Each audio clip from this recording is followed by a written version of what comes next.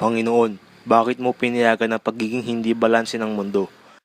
Nang dahil sa kapangyarihan ng Mantapuli, ang sibangan ay mas malaki kaysa sa Sedpan. Bakit, Tia Baril? Ano ang problema doon? Panginoon, ang Mantapuli ay mas malawak na populasyon na parang butil ng alikabok na hindi na mabilang.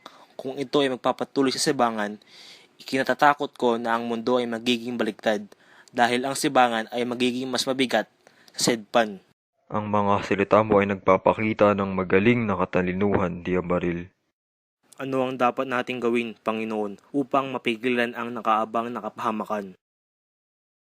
Pumunta ka agad sa 7 rehiyon sa ilalim ng mundo at sa 7 rehiyon sa kalangitan at tipunin mo ang lahat ng anghel.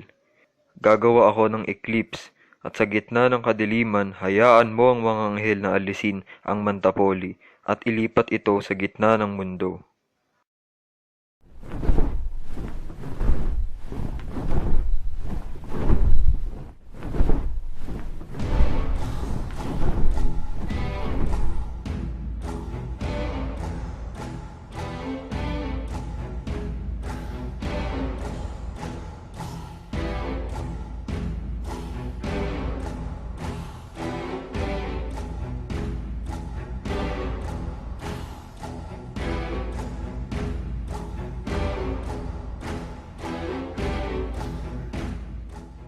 Panginoon, kami ay handa na upang sundin ang iyong inuutos.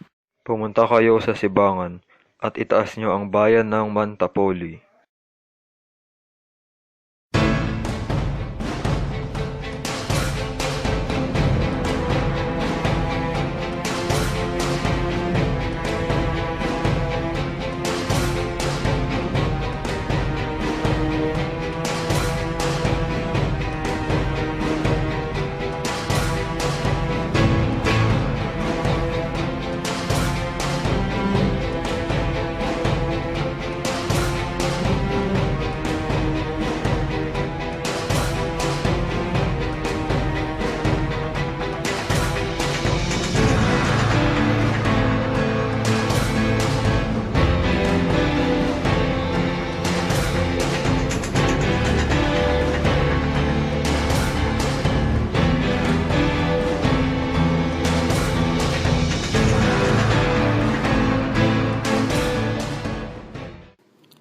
Panginoon, ang mundo ngayon ay balanse na.